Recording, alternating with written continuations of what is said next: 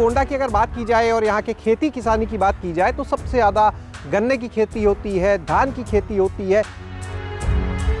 लेकिन यहाँ पर कुछ किसान ऐसे हैं जिन्होंने पपीते की खेती शुरू की है और उसमें बहुत ही सफलतापूर्ण तरीके से वो अपना काम कर रहे हैं, अच्छी फसल ले रहे हैं, अच्छी पैदावार यहाँ पर ले रहे हैं। क्योंकि पपीते की खेती जो है वो इस बेल्ट में या कहे यूपी ईस्ट में काफ़ी चुनौतीपूर्ण काम कहा जाता है। गिने चुने किसान हैं और ऐसे ही दो किसान इस समय हमारे साथ में मौजूद हैं, विजय प्रताप सिंह और ओंकार सिंह, जो यहाँ पर पपीते की खेती कर रहे हैं। हमारे पीछे आप पहले इनकी फसल दिखाते हैं आपको कि किस तरह से ये पपीते के पेड़ लाइन से लगे हुए हैं और इन पर फल भी आया हुआ है। पपीते की फसल की अगर बात की जाए तो एक मुनाफे का सौदा कहा जा सकता है। ये लोग भी पहले गन्ने की खेती अन्य फसलों की खेती करते थे, लेकिन उसे छोड़कर पपीते की खेती को अपनाया है। आखिर ऐसा क्यों, वो इन्हीं लोगों से जानते हैं। विजय जी, ये बताइएगा, पपीते की खेती आप कर रहे हैं, कितने साल हो गए ये करते हुए? 3 साल। 3 साल। इससे पहले कौन सी खेती करते थे? गन्ने की, तंबाकू की, तो उसको कम करके इसको शुरू किया है। कितने एकड़ में पपीते की खेती कर रहे हैं अभी? 5 एकड़ में। क्या वजह रही गन्ने की, तंबाकू की खेती छोड़ के पपीते पे आ गए? गन्ने की खेती में थोड़ा पेमेंट का चक्कर था, बजाज मिल हमारे यहाँ पेमेंट नहीं करती थी, इसलिए उसको कम करना पड़ेगा। फिर पपीते की खेती के बारे में जानकारी हुई तो इसको लगाना शुरू किया। 3 साल में काफ़ी बेनिफिट मिला हमको पपीते से और बहुत ही अच्छी खेती है। अगर मुनाफे की बात की जाए तो गन्ने, तंबाकू या बाकी जो फसलें इधर होती हैं उसके मुकाबले किस तरह देखते हैं आप पपीते की खेती? मुनाफे की बात की जाए तो गन्ने और तंबाकू से लगभग डबल तिबल का मुनाफा है इसमें कोई अन्य वो नहीं है और बहुत अच्छा बेनिफिट वाला खेती है ये। कैसे तैयारी करते हैं इस खेत की?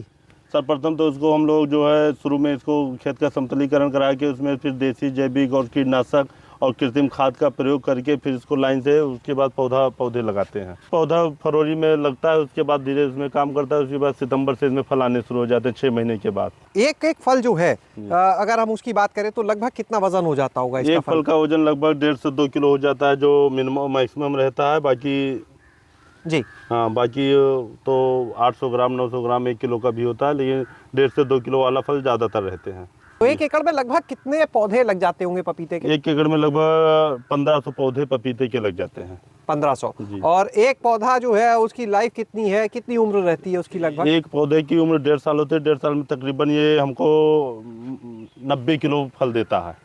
अगर भाव इसका ले तो क्या रहता है बाजार में? भाव लगभग एवरेज अगर लिया जाए तो 18-19 का एवरेज निकल जाता है, कभी 28-30 में रहता है, नहीं तो 10-12 में रहता है। बाकी एवरेज 18 रुपये किलो निकल जाता है। 7-8 लाख का पपीता 1 एकड़ में उत्पादन हो जाता है। तो यहाँ पर जो पपीते की फसल है उसके लिए ये भी कहा जाता है कि इस बेल्ट में बड़े कम किसान कर पाते हैं, बड़ा चुनौतीपूर्ण काम है। क्या चुनौतियाँ हैं इसकी खेती में? चुनौतियाँ इसमें थोड़ा वायरस और मौसम का प्रभाव पड़ता है। इधर शीतलहरी होगी, कोहरा पड़ेगा तो उसमें थोड़ा वायरस इसमें लगने के ज़्यादा चांस हो जाते हैं, लेकिन दवा से ये कंट्रोल हो जाता है। कई बार हमने देखा है कि कुछ लोगों के यहाँ कि जिन्होंने यहाँ प्रयास किया पपीते का, अगर वायरस लगा तो पूरी फसल उसकी बर्बाद हो जाती है। तो अगर फसल बर्बाद हो गई तो 1 साल की कमाई गई। तो अगर 1 साल की कमाई गई तो भी क्या लगता है मुनाफे का सौदा है? क्योंकि जी, इसलिए हम लोग कई प्लाट में अलग अलग लगाते हैं कि अगर एक प्लाट चला भी गया, 2-4 बीघा या 1 एकड़ खत्म भी हो गया तो बाकी उससे फिर दूसरे प्लाट से आ जाता है। यहाँ पर बाजार आराम से मिल जाता है आपको इसे बेचने के लिए? जी, बाजार मिल जाता है। बल्कि कई व्यापारी कई आढ़त वाले हमारे खेत से ही आकर इसको फल तोड़वा कर और डीसीएम और पिकअप द्वारा फैजाबाद और गोंडा और लखनऊ मंडियों में चला जाता है। यहाँ पर जो लोग हैं वो बताते हैं कि ओंकार जी उन लोगों में जिन्होंने सबसे पहले इस क्षेत्र में पपीते की खेती शुरू की थी। ओंकार जी, स्वागत है आपका भी। जी। लोग बता रहे सबसे पहले आपने यहाँ पर प्रयोग किया था। हाँ, पहली बार हम तो डर लगा था क्योंकि पहले कुछ और करते थे आप? नहीं, पहले करते थे, लेकिन हमको इसमें अधिक लाभ मिला जी। और हमको जो है बहुत कहने का मतलब बहुत ज़्यादा मेहनत नहीं करना पड़ा। पहली बार में हमको अच्छा लगा। गन्ने के और तंबाकू के हिसाब से हमको ये सही लगा। मुनाफा भी इसमें अधिक हमको मिला। तो जिस हिसाब से हमने पूंजी इसमें लगाया उस हिसाब से हमको लाभ भी मिला इसमें। अब आपने पूंजी की बात की है तो ये भी जानना चाहेंगे कि जब हम 1 एकड़ फसल लगाते हैं तो लगभग 1 एकड़ फसल में, जैसा आप बता रहे 1500 पौधे लगते हैं, कितना खर्च आता है जब पहली बार खेत को तैयार करने से लेके और फसल तक? करीब 1.5 लाख रुपए इसमें पूंजी लगता है।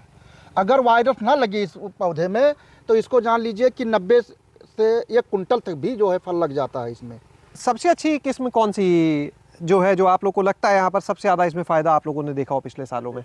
रेड लेवी जो है शुरू से ही हम लोग लगाते हैं, ये बहुत अच्छा जो है रिस्पांस हमको दिया है। बहुत अच्छा रिस्पॉन्स दिया। जी। तो यानी अगर देखा जाए तो एक किसान जो है यहाँ पर 1 एकड़ में लगभग 1.5 लाख रुपए खर्च करने के बाद, इन्वेस्ट करने के बाद में इस फसल से लगभग 9-10 लाख रुपए तक ले कमा सकता है। सकता है। गन्ना हो, धान हो या तमाम और जो पारंपरिक खेती है, जो फसलें हैं, उनसे ज़्यादा मुनाफा आपको ये फसल देगी, क्योंकि 1 एकड़ में लगभग 1.5 लाख रुपए का खर्च आता है और उसके बाद में ये फसल जो है वो लगभग 9 से 10 लाख रुपए 1 एकड़ में देती है। तो ऐसे में ये निश्चित रूप से फ़ायदे का सौदा है और अब कुछ किसानों ने गोंडा के इसे अपनाना शुरू किया। हालांकि बहुत कम संख्या है, लेकिन अब धीरे धीरे दूसरों को देखकर कुछ और किसान भी आगे आ रहे हैं। तो बहरहाल इजाज़त दीजिए और एक बार फिर से हम आपके साथ जुड़ेंगे आगे एक नई कहानी के साथ, कुछ और नई खेती किसानी से जुड़ी हुई तकनीकों के साथ।